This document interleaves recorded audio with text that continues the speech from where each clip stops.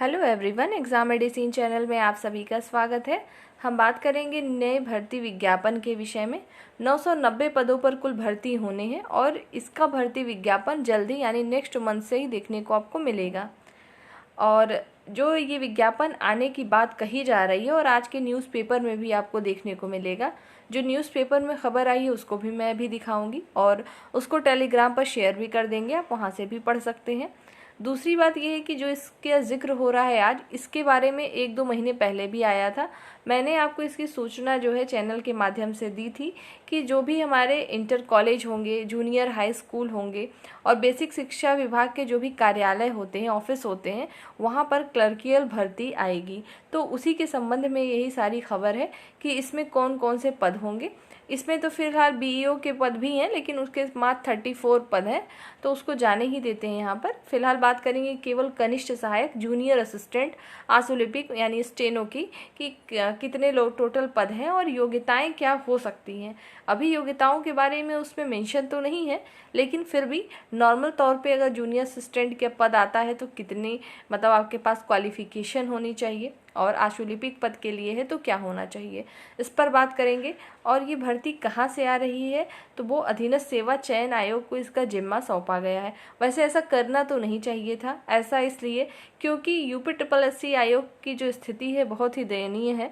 आप देखते हैं वहाँ जो भी भर्ती जाती है या जो पहले की भर्तियाँ इतनी लंबित हैं, 8 से 9 साल लग जाते हैं इनको भर्ती क्लियर करने में। अभी का जो स्टेटस है वो तो यही है। अगर अभी सुधर जाए तो अच्छी बात है, पर उम्मीद तो दूर दूर नज़र नहीं आ रही है। इतना धरना प्रदर्शन करने के बाद भी कुछ भी देखने को अलग सा नहीं मिलता कि हाँ अब चेंज हो जाएगा। फिलहाल हम स्टूडेंट हैं तो कर भी क्या सकते हैं, केवल पढ़ाई कर सकते हैं और जो भी एग्ज़ाम आए हमारे उसको आप एग्ज़ाम दीजिए। टेंशन ना लीजिए कि कब क्या चीज़ें क्लियर होंगी। तो जो लोगों की टाइपिंग अच्छी है उनके लिए ये अच्छी न्यूज़ होगी, क्योंकि इसमें टाइपिंग मस्ट होगी दोनों पदों के लिए, चाहे आशुलिपिक पद कहें या तो कनिष्ठ सहायक कहें, दोनों में टाइपिंग मस्ट होगी। और अधीनस्थ सेवा चयन आयोग की तरफ से चूंकि ये भर्ती आएगी तो टाइपिंग दोनों आपको मांगी जाएगी, इंग्लिश और हिंदी, क्योंकि जो इनकी डिमांड होती है जूनियर ऑफिस असिस्टेंट की जो होते हैं, जूनियर असिस्टेंट की जिसको कनिष्ठ सहायक हम कहेंगे, तो अभी तक जब भी आई है तो इंग्लिश और हिंदी की दोनों की डिमांड होती है। और एक बात और बता दूं कि जो बाबुओं की पद होती है मतलब इंटर कॉलेज में और कहीं पर भी, तो वहाँ हिंदी की डिमांड ज़्यादा होती है इंग्लिश की अपेक्षा। इंग्लिश एक बार को ना भी आए तो हिंदी तो मस्ट हो जाएगा। इसलिए सभी को मेरी तरफ से यही सुझाव है, जो लोग चाहते हैं कि हम आने वाले टाइम में इसमें फॉर्म फिल करेंगे तो उनको टाइपिंग ना आती हो तो टाइपिंग शुरू करें, हिंदी को ज़रूर से अच्छे से करिए। हिंदी में किस में शुरू करेंगे, आपके पास ऑप्शन दोनों इसमें मिलते हैं, या तो कुर्ती देव पे भी कर सकते हैं या तो मंगल फॉन्ट इन स्क्रिप्ट पे कर सकते हैं।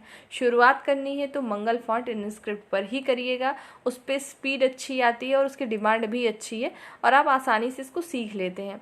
और टाइपिंग से संबंधित इस भर्ती से रिलेटेड ही अलग से वीडियो एक आपको दूंगी कि ताकि आप कितनी स्पीड में कैसे क्या चीज़ें कर पाएँ। वैसे नॉर्मल बात करें तो हिंदी की जो स्पीड होगी आपकी 25 वर्ड पर मिनट, 25 वर्ड पर मिनट, और इंग्लिश में स्पीड 30 वर्ड पर मिनट की मांगी जाएगी। और टाइपिंग केवल 5-5 मिनट की होगी जब भी इसकी टाइपिंग होगी, ठीक है। 5 मिनट इंग्लिश, 5 मिनट हिंदी। ये जो डेटा मैं आपको बता रही हूँ अधीनस्थ सेवा चयन आयोग का जो फॉर्मेट है उसको देखते हुए बताया जा रहा है। तो ये तो रही बात टाइपिंग की। उससे पहले भी कुछ इम्पोर्टेंट पॉइंट हैं जिस पे आपको ध्यान देना चाहिए। सबसे पहली बात तो योग्यता क्या होगी, सिलेबस क्या हो सकता है। तो अगर योग्यता सिलेबस की बात करें तो सबसे ज़रूरी है इसमें पीईटी एग्ज़ाम जो होता है आपका पेट परीक्षा। आपको पता होगा कि 2023 में परीक्षाएं हुई हैं, उसके पहले से भी सब लोग इसको मना कर रहे हैं कि या तो इसकी वैलिडिटी एक रखी जाए कि एक बार अगर किसी कैंडिडेट ने एग्ज़ाम दिया तो 4 साल या 5 साल की इसकी वैलिडिटी बनाइए कि इसका स्कोर कार्ड वो चले, या तो पेट ही आप हटा दीजिए, ठीक है। तो आपने देखा होगा अभी अगस्त भी ख़त्म होने को है, लेकिन इसका कोई भी पेट एग्ज़ाम 2024 के लिए कोई भी आपको नोटिस देखने को नहीं मिला। तो मुझे ऐसा लगता है कि हो सकता है पीईटी को हटा ही दिया जाए, क्योंकि इसका बहुत ही विरोध हो रहा है। और पीईटी का कुछ खास मतलब तो मुझे समझ में भी नहीं आया कि बहुत मतलब उसका जब पीईटी क्यों लाया गया था, इसलिए क्योंकि भीड़ को कम करें ताकि प्रोसेस और जल्दी हो। और जब से पीईटी परीक्षा हुई तब से और लेट हो रहा है सब कुछ, ठीक है। तो हो सकता है कि इसकी अनिवार्यता ही ख़त्म कर दे। लेकिन अगर बात करें कि 990 जो पद आएंगे अभी वर्तमान में, आने वाले टाइम में नेक्स्ट मंथ से इसकी प्रक्रियाएं जो शुरू होंगी, तो क्या इसमें पीईटी ज़रूरी होगा?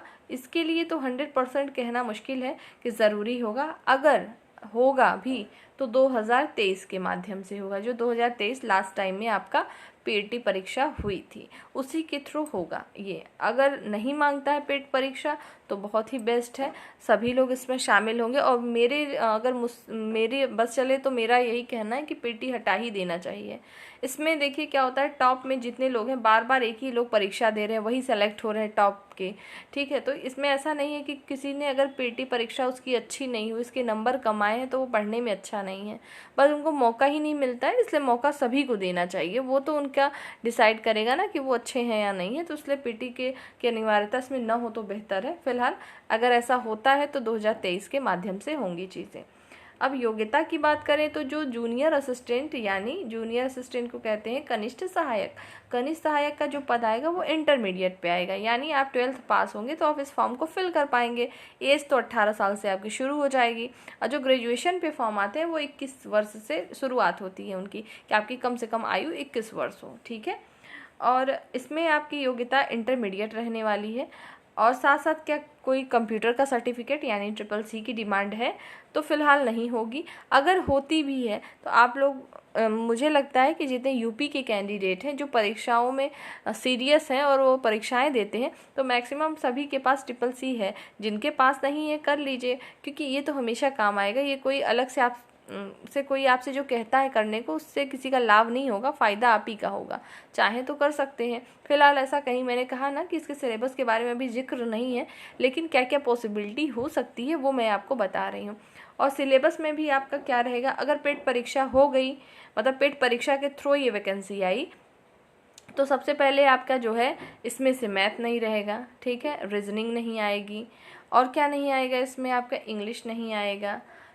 और इसमें क्या चीज़ें नहीं आ सकती हैं, तो ये 3 चीज़ें तो मस्ट है न आने वाली। और आने वाले में ये अपना सिलेबस खुद ही जारी करते हैं।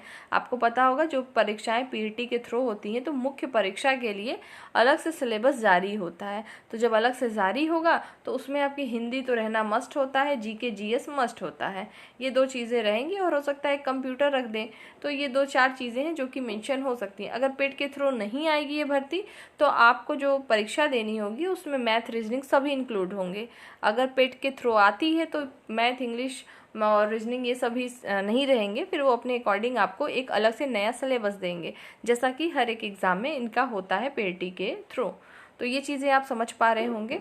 तो जो लोग भी इसमें सीरियस है कि आपको करना है, देखिए मौके तो जो मिलेंगे वो कम ही मिल रहे हैं, इस वजह से आप अपनी तैयारी इतनी बेहतर रखिए कि जो मौके मिले वो हमसे छूटे ना। तो और ये भी जानिए कि आप अपने आसपास, भीड़ तो बहुत है, सच्चाई यही है कि भीड़ तो बहुत है, लेकिन तैयारी और मेन प्रॉपर कॉन्टिन्यूअस पढ़ाई करने वाले कैंडिडेट कम हैं। जब तक भर्ती विज्ञापन कोई देखता नहीं है तब तक वो पढ़ाई नहीं स्टार्ट करता। लेकिन अगर आप उनसे अलग रहना चाहते हैं, सिलेक्शन लेना चाहते हैं, तो पढ़ाई को छोड़िए नहीं।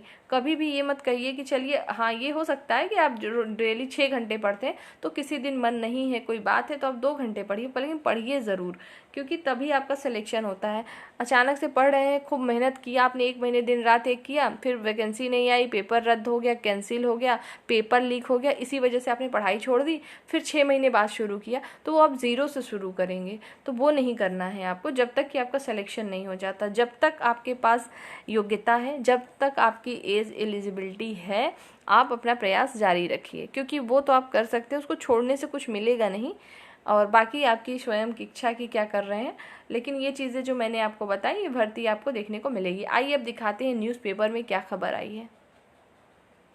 स्क्रीन पर देखिएगा, शिक्षा विभाग में आशु लिपिक और लिपिक के 990 पदों पर होगी भर्ती। बेसिक शिक्षा निदेशालय ने आयोग को भेजा अधियाचन, खंड शिक्षा अधिकारियों के 34 पदों पर होगी भर्ती। ठीक है, आगे देखिए न्यूज़ क्या है।